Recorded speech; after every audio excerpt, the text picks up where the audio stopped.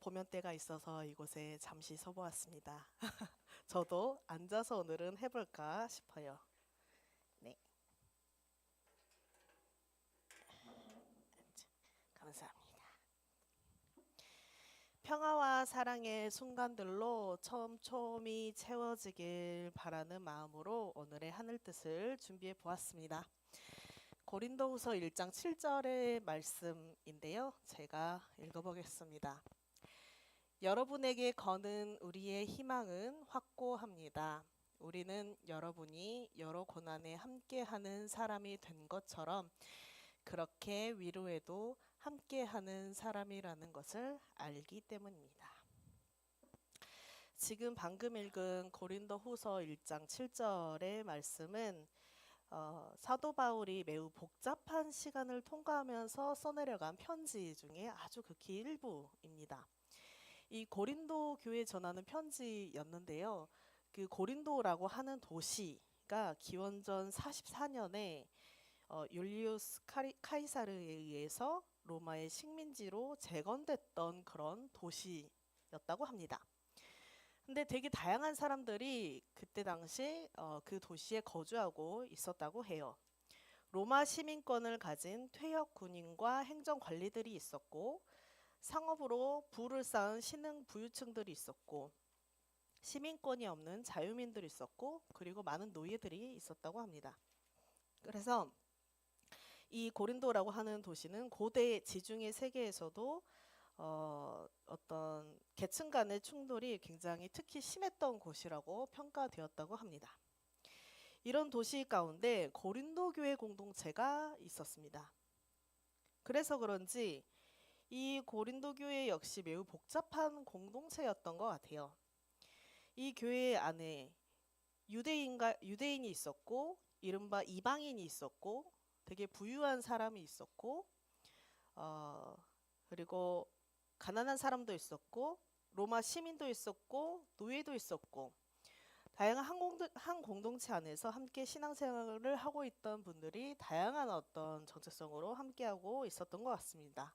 왜냐하면 고린도 전서 후서 이렇게 살펴보면 할례 문제나 율법이나 어떤 자유를 다루는 어떤 갈등을 전제로 한 이야기들이 나오고, 또 이른바 우상에게 바친 제물을 어떻게 해야 되냐 뭐 하나 등등의 다양한 어떤 논쟁들을 가운데 전하는 편지 내용들이 담겨 있기 때문입니다. 그래서 굉장히 다른 신앙 정통과 삶의 방식이 이 고린도 교회에 이렇게 혼합되어 있었던, 그래서 끊임없이 공동체 안에서 부딪혔던 어떤 다양한 이슈들이 있었음을 추정해 볼 수 있습니다.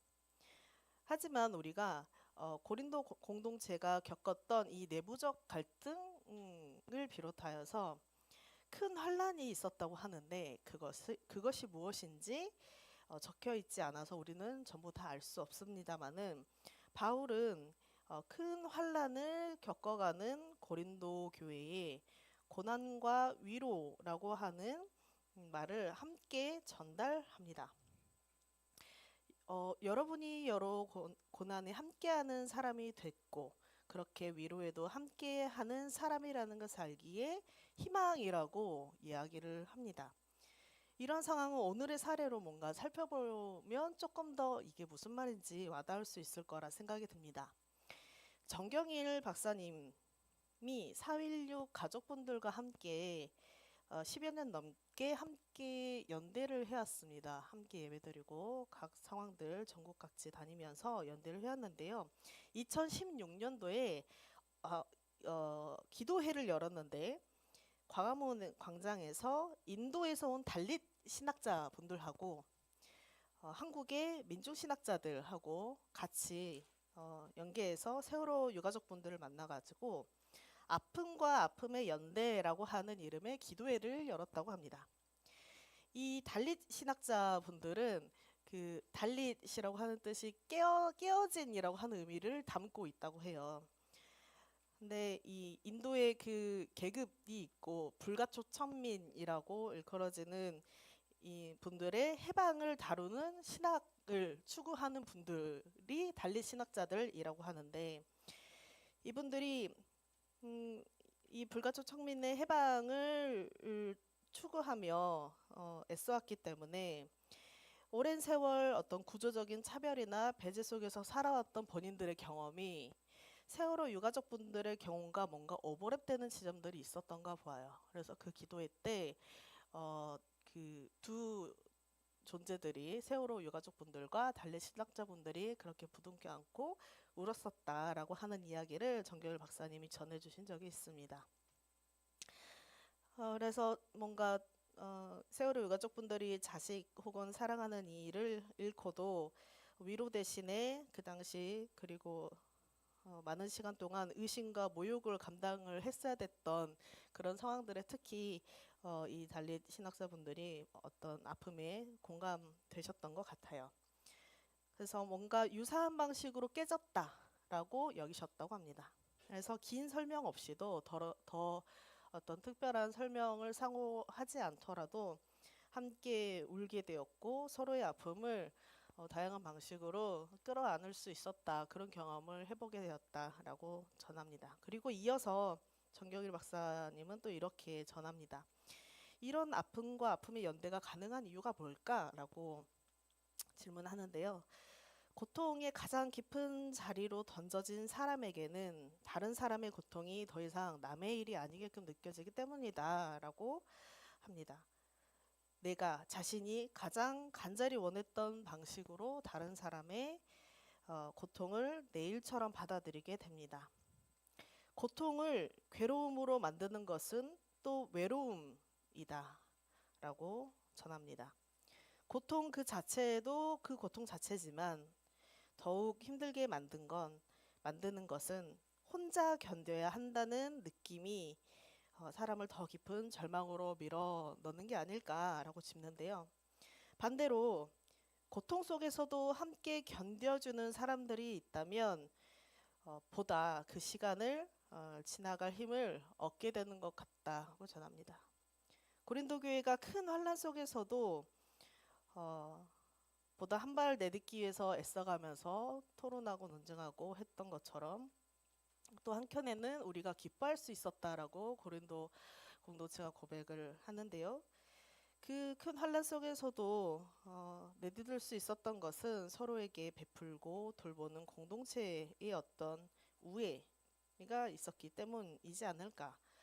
마찬가지로 말로 설명할 수 없는 어떤 상실을 겪은 세월호 가족분들이 고통 속에서도 잠시 숨을 돌릴 수 있었던 것은 그 곁을 지키며 함께한 시민들과 다양한 분들의 연대가 있었기 때문이라고 인터뷰를 하신 적이 있는데 그것을 함께 공유드리고 싶습니다. 임보라 목사님은 상처 입은 이야기들 곁에 참 많이 계셨던 것 같습니다.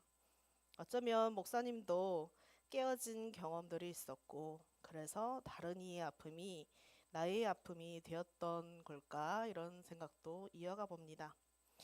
분명한 것은 누군가가 혼자라고 느끼지 않도록 그 자리를 호다닥 떠나지 않으셨고 서둘러 결론을 내리지 않으셨던 것 같고 함께 시간을 건너는 여정을 임보라 목사님과 우리 섬돌 그리고 연결된 이들이 함께 걸어왔다는 사실을 우리가 분명하게 확인할 수 있는 것 같습니다. 임보라 목사님과 그리고 우리 섬돌 향림교회는 그 자리를 오랫동안 지켰다고 봅니다. 4.16 가족과 4.16 유가족분들과 인도 달리 신학자들의 그 연대처럼 그리고 또 고린도 교회 공동체가 서로 삶의 자리가 달라서 갈등이 있었어도 어떤 큰 환란 가운데서도 혼자 견디지 않게 같이 살피고 돌보는 그 우애, 사랑을 했던 것처럼 말입니다. 그렇게 임보라 목사님과 함께 빚어온 빛깔들은 여전히 우리 가운데 남아있음을 때때로 순간순간마다 또 문득문득 우리가 알아차리게 됩니다. 하루하루가 평화와 사랑의 순간들로 그래서 촘촘히 채워지기를 바라면서 기도하게 됩니다. 말이 필요 없던 순간들, 가만히 곁에 있었던 시간들, 여전히 힘들지만 혼자가 아니라는 것을 알 수 있었던 그런 어떤 순간들이 아마 여러분의 여정 가운데서도 있지 않았을까 싶은데요. 어쩌면 그 작고 눈에 띄지 않는 그런 순간들이야말로 사람을 서로를 살리는 어떤 하나님의 일임을 다시 한번 기억해 봅니다. 우리의 날들이 완벽하지 않아도 평화와 사랑의 순간들로 조금씩 채워지며 서로의 위로가 될 수 있기를 마음 모읍니다. 우리와 여러분과 같이 또 우리와 여러분과 같이 깨어진 누군가를 별다른 설명을 덧붙이거나 추가할 필요 없이 함께 아픔을 터놓을 수 있는 곁이 되어줄 수 있기를 꿈꿔보기도 합니다. 또 그렇게 어제까지 또 오늘까지 그렇게 내딛어 오셨던 것처럼 내일도 우리가 누군가의 곁이 될 수 있기를 소망을 해봅니다. 이 예배가 끝난 뒤에 각자의 삶으로 돌아가겠지만 우리는 여전히 함께였고 지금도 함께입니다. 잠시 침묵으로 기도하시겠습니다.